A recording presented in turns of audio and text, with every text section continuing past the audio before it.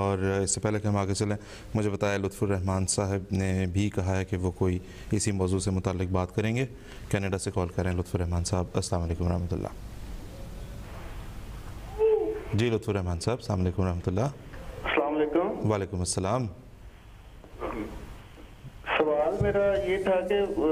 مطلب جس طرح ہم لوگ اس معاشرے میں رہ رہے ہیں جی، تو جب بھی ہمارا کوئی تہوار ہوتا ہے یا کوئی اس طرح کا پروگرام ہوتا ہے تو یہی لوگ جو ہمارے پڑوسی ہیں ہمارے یا پاس رہتے ہیں، ہماری جاب پہ ہمارے ساتھ ہیں، وہ ہمارے ہر تہوار پہ ہمیں وش کرتے ہیں، چاہے عید مبارک ہے یا رمضان مبارک ہے، اس طرح کوئی بھی۔ تو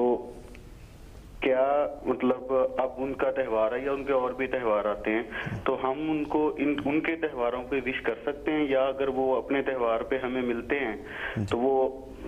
ہمیں میری کرسمس کہتے ہیں یا کوئی اس طرح کا کہتے ہیں، تو کیا ہمیں ان کا جواب انہی کو وش کر کے دینا چاہیے؟ ٹھیک ہے لطف الرحمان صاحب، جو بھی اس کے بارے میں علماء ہمارے۔ ٹھیک ہے جی لطف الرحمان صاحب، بہت شکریہ، جزاک اللہ۔ جس طرح آپ نے کہا یہ مغربی معاشرے کے حوالے سے ایک اہم سوال ہے، المجیب صاحب سے ہم درخواست کریں گے کہ کچھ روشنی ڈالیں اس پہ۔ یہ انہوں نے جو سوال کیا یہ واقعی ان کو پیش آتا ہوگا ہر جگہ پہ، خاص طور پہ عیسائی دنیا میں رہتے ہوئے یہ بات سامنے آتی ہے، لیکن اس کے جواب میں یہ کہنا چاہتا ہوں سب سے پہلے کہ دیکھیں ہم رحمت للعالمین کے پیرو اور آپ کے ماننے والے ہیں، تو جس وجود کو اللہ تعالیٰ نے ساری دنیا کے لیے رحمت بنا کر بھیجا، تو کیا ہمارے لیے یہ مناسب نہیں ہے کہ ہر شخص کے ساتھ ہم نیک تمنائیں رکھیں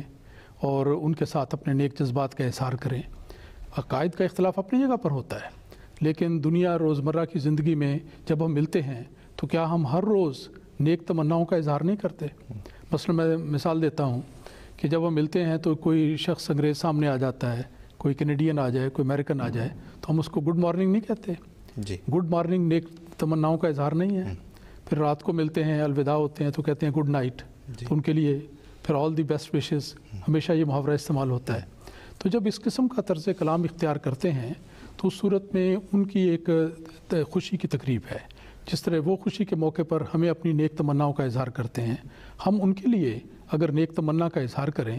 تو اس وضاحت کے ساتھ کہ ہم نہ ان کے اس مذہبی عقیدے میں شامل ہیں، نہ اس کو درست سمجھتے ہیں، نہ اس سے اتفاق کرتے ہیں، لیکن ایک عمومی رنگ میں وہ اپنی ایک خوشی کا موقع مناتے ہیں، جس طرح فیسٹیول کے طور پہ، ایک تہوار کے طور پہ ہے، اس سے زیادہ اس کی حیثیت نہیں۔ ویسے بھی آج کل کے دور میں اس کو مذہبی حیثیت سے زیادہ ایک سماجی اور سوشل حیثیت دے دی گئی ہے، ایک خوشی کا موقع ہے، تو اس موقع پر اگر ہم اس کے رہتے ہوئے ان کے ساتھ خوشی کا اظہار کریں تو اس میں تو کوئی مذائقہ نہیں ہونا چاہیے، بس صرف یہ ہونی چاہیے کہ مداہنت کا طریق نہیں ہونا چاہیے کہ گویا وہ اگر جو کہیں اس طرح کر لیں، جیسے مثلاً اگر ان کی پارٹیز ہوتی ہیں اس میں ایسے وہ سانگز گاتے ہیں، ایسے نغمے پڑھتے ہیں جو تثلیث